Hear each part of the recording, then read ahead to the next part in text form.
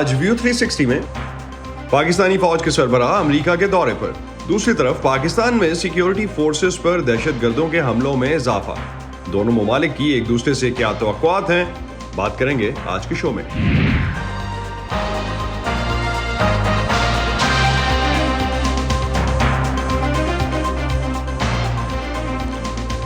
Voice of America के Washington studios में आप सबको खुशामदीद। आप देख रहे हैं प्रोग्राम व्यू 360 और मैं हूं असदुल्लाह खालिद। पाकिस्तान के chief of army staff general Asim Munir बतौर आर्मी चीफ अमेरिका के पहले सरकारी दौरे पर हैं। अमरीकी महकमा दिफा के मुताबिक जनरल आसिम आज पेंटागन में अमरीकी वज़ीर दिफा से मुलाकात करेंगे। इससे चंद रोज़ पहले अमरीकी सफारतकारों के वफूद भी पाकिस्तान का दौरा कर चुके हैं, जिनका मकसद पाकिस्तान से उन अफगानों की मुल्क बदरी को रोकना है और उस हवाले से पाकिस्तान को कन्विंस करना है जो तालिबान के डर से पाकिस्तान आए थे और अब अमरीका में आबादकारी के मुंतज़िर हैं। दूसरी तरफ कल डेरा इस्माइल खान में होने वाले दहशतगर्दी के 3 हमलों में 25 फौजी हलाक हो गए। ISPR के मुताबिक इन हमलों में 27 हमलावर दहशतगर्द भी मारे गए। गुज़िश्ता साल तहरीक तालिबान पाकिस्तान के साथ जंगबंदी के खात्मे के बाद से पाकिस्तान में दहशतगर्दी के वाक़यात में इजाफा हुआ है। इन हमलों में ज़्यादातर का निशाना कानून नाफिज करने वाले और सिक्योरिटी के इदारे हैं। पाकिस्तान के आर्मी चीफ के अमेरिका के पहले दौरे से दोनों ममालिक की क्या तवक्कुआत हैं और क्या इस दौरे में पाकिस्तान की दहशतगर्दी के मसले पर भी बात होगी, आज के शो में हम इसी पर फोकस करेंगे। जनरल आसिम मुनीर के पहले सरकारी दौरे अमेरिका को इलाकाई और आलमी सूरत हाल के तनाजुर में खासा अहम समझा जा रहा है। वॉइस ऑफ अमेरिका की पेंटागन के लिए कॉरेस्पॉन्डेंट कार्ला बैब ने पेंटागन के प्रेस सेक्रेटरी से पूछा कि इस वक्त अमेरिका पाकिस्तान के साथ अपने अस्करी ताल्लुकात को कैसे देख रहा है। मेरे पास इस वक्त किसी मीटिंग से मुतल्लिक देने के लिए कोई बयान नहीं है, लेकिन जैसा कि आपको मालूम है कि जब भी वज़ीर दिफा बैरूनी ममालिक के हम मनसूबों और रहनुमाओं से मिलते हैं तो हम कोई बयान जारी करते हैं। अगर कोई बयान आया तो हम ज़रूर देंगे। पाकिस्तान खित्ते में अहम इत्तेहादी है और जाहिर है सेंटकॉम के जरिए हम एक दूसरे के साथ राब्ते में रहते हैं, खुसूसन इंसदाद दहशतगर्दी से मुताल्लिक। साल 2023 में पाकिस्तान के सियासी मंजरनामे में कई तब्दीलियां आईं और हमने कई अहम सियासतदानों की किस्मत को पलटते देखा। अगला साल इंतखाबात का साल है और उसके लिए सियासी जोड़ तोड़ भी जारी है, लेकिन मुबस्सिरीन समझते हैं कि मुल्क के सियासी मंजरनामे में ताकतवर फौजी एस्टेब्लिशमेंट का एक अहम किरदार है। वॉइस ऑफ अमेरिका की सारा जमान की रिपोर्ट। ऐसे में जब पाकिस्तान के एक साबिक वज़ीर-ए-आज़म बादुनवानी के इल्ज़ाम में जेल चले गए और उन्होंने अपने कानूनी मसाइल में इजाफा होते देखा, बादुनवानी के मुकदमात में एक और सज़ा याफ्ता वज़ीर-ए-आज़म 4 साल बाद मुल्क वापस लौटे और अपनी कानूनी परेशानियों को गायब होते देखा। पाकिस्तानी सियासत अब भी कंट्रोल की जाती है। इंतखाबी सियासत, अवामी मकबूलियत और अवाम की मर्जी के अलावा अब भी दीगर अवामिल बाआसानी इस पर असर अंदाज होते हैं। पाकिस्तानी फौज मुल्क की सियासत में सबसे अहम अंसर है। साबिक वज़ीर आज़म नवाज शरीफ जो कुछ अर्सा पहले तक सियासी मुदाखलत के लिए फौज पर तनकीद कर रहे थे, इस ताकतवर इदारे से मुज़ाकरात के बाद पाकिस्तान वापस लौटे, जबकि साबिक वज़ीर आज़म इमरान खान जो कभी आला अस्करी क़यादत के साथ अपनी कुर्बत का दावा करते थे, उन्होंने अपनी बरतरफी और बढ़ती हुई कानूनी मुश्किलात के लिए इसे जिम्मेदार ठहराया। इमरान खान ने मार्च में उस वक्त वॉइस ऑफ अमेरिका से बात की थी जब उनकी गिरफ्तारी को रोकने के लिए उनके हामियों की पुलिस के साथ झड़पें हो रही थीं। In your message to your supporters, you said that there is one man who's making all the decisions for Pakistan. Who is that one man? वो फौज का सरबराह है, वो तमाम फैसले करता है। इमरान खान जो 5 अगस्त से जेल में हैं, उन्हें बदउनवानी और गद्दारी समेत बहुत से इल्जामात का सामना है। यहाँ सबक यह है कि जो कोई भी फौजी इस्टेब्लिशमेंट को किसी भी तरीके या शक्ल में चैलेंज करता है, चाहे वो फसादात के जरिए हो, चाहे वो सियासी मामलात में मुदाखलत के खिलाफ मुजाहमत के जरिए हो, उसे कभी बेदर्दी से, कभी गैर महसूस तरीके से सियासत से निकाल दिया जाएगा।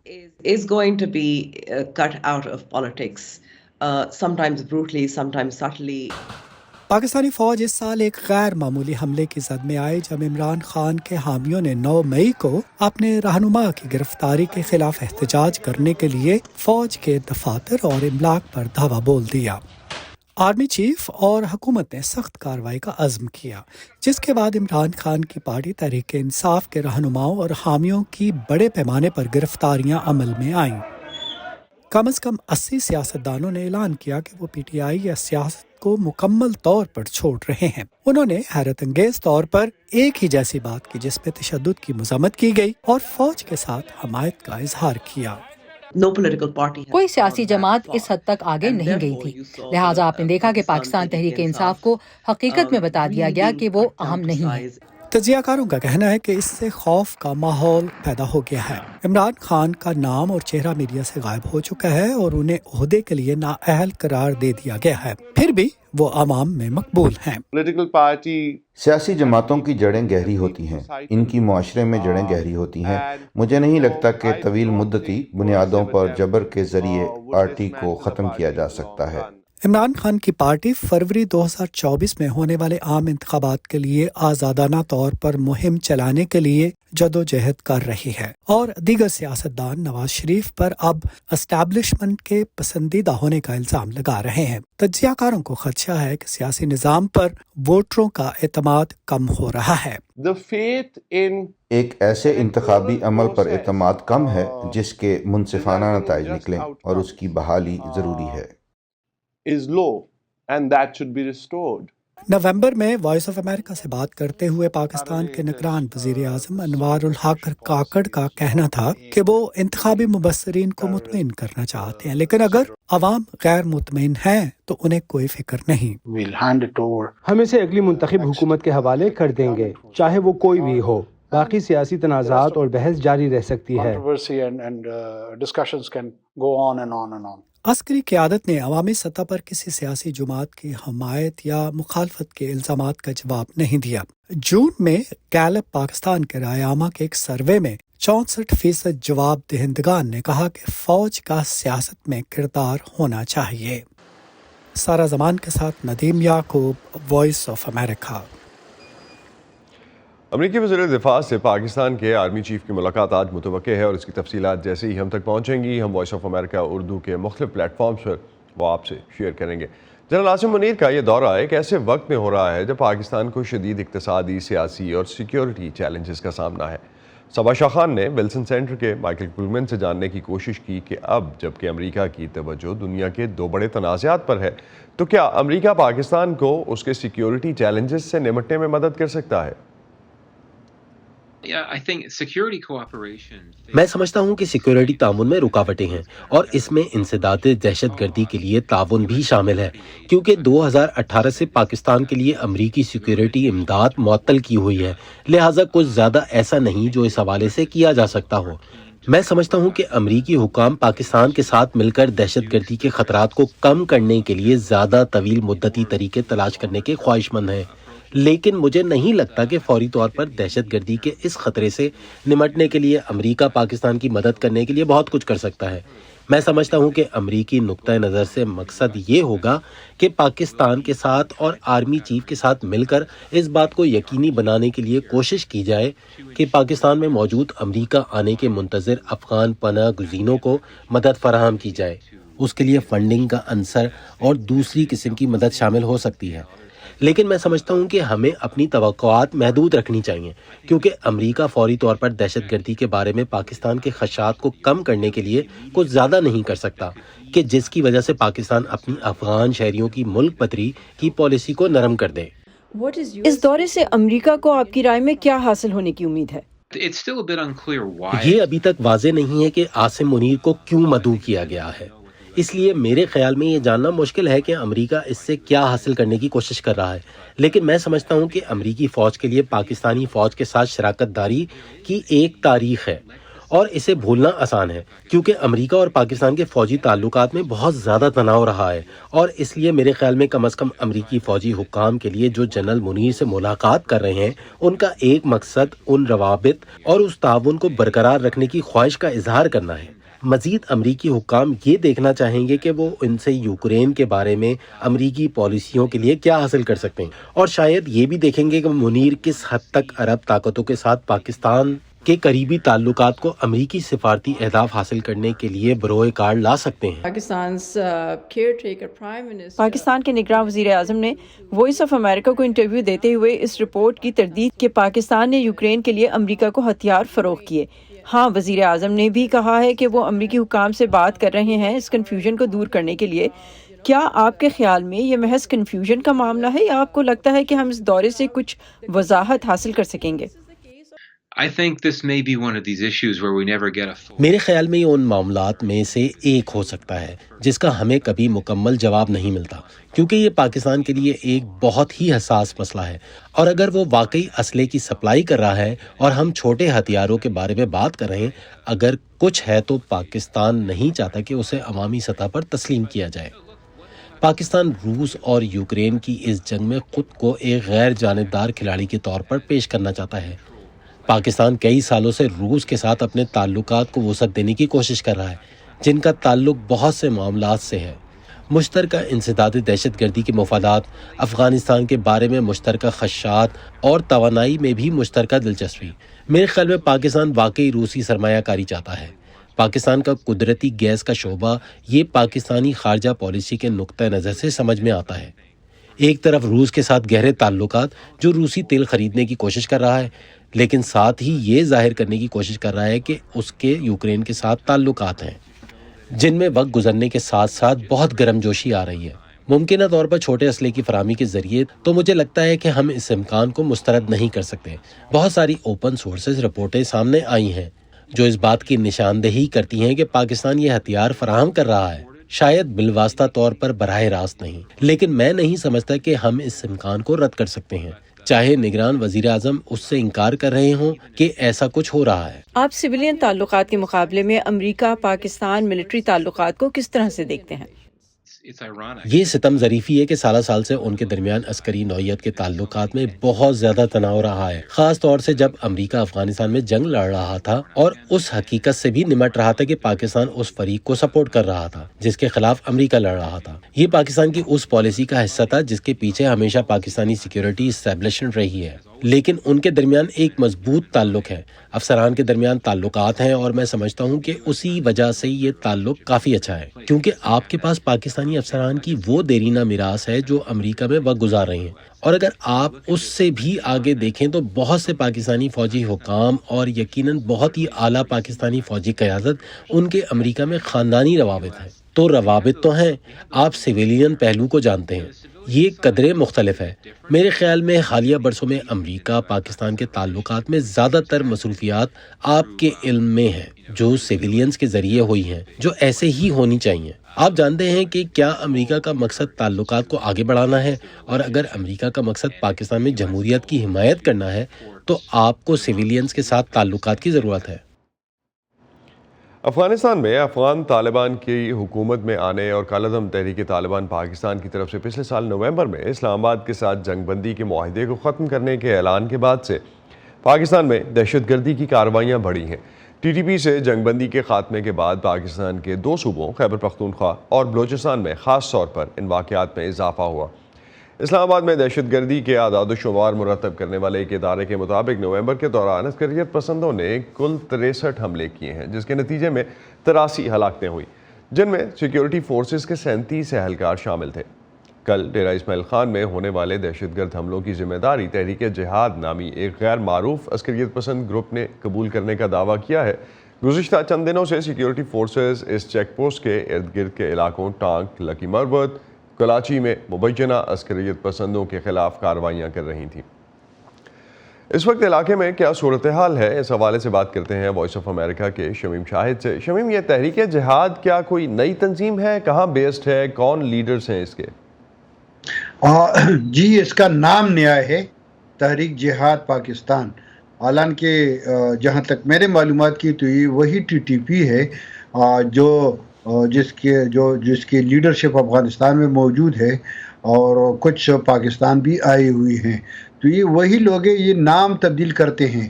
میں نے آج مختلف افغانستان میں بھی بات کی، پاکستان میں بھی بات کی، تو بتایا گیا کہ یہ نام انہوں نے اسی وجہ سے تبدیل کیا ہے کہ چونکہ پاکستان کی ٹی ٹی پی کے خلاف کارروائیوں کے لیے افغان طالبان حکومت پر دباؤ بڑھ رہا ہے، تو اسی وجہ سے اس تنظیم نے اپنا نام تبدیل کیا ہے، اور اس کا جو جو ترجمان ہے، باقی لیڈرشپ کے بارے میں کوئی معلوم نہیں ہے، مگر یہ جو ترجمان ہے اس نے اپنا نام ملا محمد قاسم بتایا ہے۔ ایک جو نارتھ وزیرستان سے ایک ساتھی نے بتایا کہ نہیں، یہ وہی تنظیم ہے جس کے سربراہ مفتی نور ولی محسود ہے۔ تو اس حملے سے پہلے جو آپریشن ہو رہا تھا سیکیورٹی فورسز کی طرف سے، اس پر علاقے میں کیسا رد عمل ہے؟ علاقے میں تو کافی اس کی پذیرائی ہوئی ہے، لوگ اس کو سپورٹ کرتے ہیں، اور اسی وجہ سے سپورٹ کرتے ہیں کہ اگر آپ دیکھیں تو بنو سے ملحقہ لکی مروت، ٹانک، ڈی خان، کلاچی، نارتھ وزیرستان میں بہت زیادہ واقعات ہوتے رہتے تھے۔ تو یہ تقریباً 2-3 ہفتوں سے وہاں پر ایک بالکل ٹارگیٹڈ آپریشن ہو رہا ہے، اور اس کی بہت اچھے نتائج تھے۔ مگر کل جو درابن میں حملہ ہوا ہے تو یہ بہت زیادہ خوفناک تھا، اور اس حملے کے بعد اس سے پہلے یہ جو کارروائی ہو رہی ہے تو اس کے بارے میں سیکورٹی فورسز نے یا فوج کے شعبہ تعلقات عامہ نے کسی قسم کا بیان جاری نہیں کیا تھا، مگر جب درابن میں اٹیک ہوا تو اس کے بعد جو بیان آیا سامنے تو اس میں یہ بتایا گیا کہ درازندہ میں جس کو ہم نیم قبائلی علاقہ کہتے ہیں، وہاں پر بھی 17 عسکریت پسندوں کو مارا گیا ہے، لکی مروت میں بھی مارا گیا ہے، یہ جو کلاچی ہے وہاں پر بھی مارے گئے ہیں۔ تو یہ کچھ اطلاعات آئے، مگر ابھی تک اس جو کاروائی ہے یہ تو جاری ہے۔ یہ جو کل حملہ ہوا ہے درابن میں، تو یہ جو سیکورٹی فورسز کے اہلکار تھے یہ بھی اس کاروائی کے سلسلے میں ایک عارضی طور پر جو کیمپ تھا سیکورٹی فورسز کا، یہ اسی میں مقیم تھے، اور یہ کیمپ ایک سرکاری اسکول میں تھا۔ درابن کوئی بڑا قصبہ نہیں ہے، ایک چھوٹا سا گاؤں ہے جس میں ایک ہائی اسکول ہے، اسی کے بلڈنگ میں یہ لوگ سیکورٹی فورسز کے اہلکار اور پھر کن علاقوں میں آپریشن ہو رہا ہے؟ ایک تو یہ آپ نے جس طرح سے بتایا کہ اس حملے سے پہلے جو کل ہوا اس سے پہلے یہ نون فیکٹ نہیں تھا، بتایا نہیں گیا تھا شعبہ تعلقات عامہ کی طرف سے، فوج کی طرف سے، اور اس کے علاوہ جب یہ آپریشن ہو رہا ہے اور دوسری طرف بارڈر جو ہے اس کو تقریباً بند کر دیا گیا ہے، تو یہ لوگ کہاں سے آ رہے ہیں پھر؟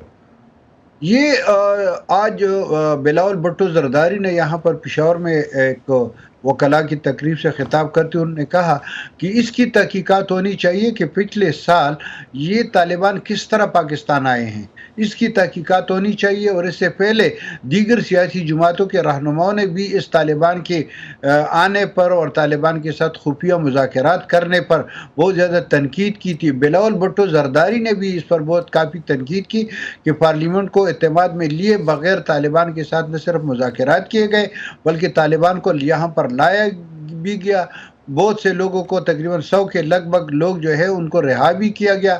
آپریشن کی آپ نے بات کی تو یہ لکی مروت میں، ٹانک میں، جنڈولا میں، کلاچی میں، اور اس سے ملحقہ جو چھوٹے چھوٹے قصبے درازندہ، تو یہاں پر یہ آپریشن جاری ہے، اور یہاں پر سیکورٹی فورسز کے اہلکار جو ہے اس واقعے کے بعد انہوں نے آج جو درازندہ اور درابن میں سیکورٹی تلاشی بھی شروع کی ہے، اور وہاں پر کرفیو کی جیسی صورتحال ہے۔ درابن میں تمام اسکول، تعلیمی ادارے بند ہے، اور وہاں پر آج ڈی آئی خان میں بھی وکلاء نے اس واقعے کے خلاف ہڑتال کر رکھا تھا، قرآن خوانی بھی کی اور فاتحہ خوانی بھی کی۔ یہ ابھی جو ہے یہ سلسلہ جاری ہے۔ بہت شکریہ شمیم شاہد، آپ ہمیں جی بہت شکریہ۔ اہم بات یہ ہے کہ جی پلیز جی پلیز شمیم بتائیے۔ وزیر اعلیٰ اور گورنر بھی گئے ہیں وہاں پر، انہوں نے حالات کا جائزہ لینے وہ ڈی آئی خان پہنچ گئے ہیں۔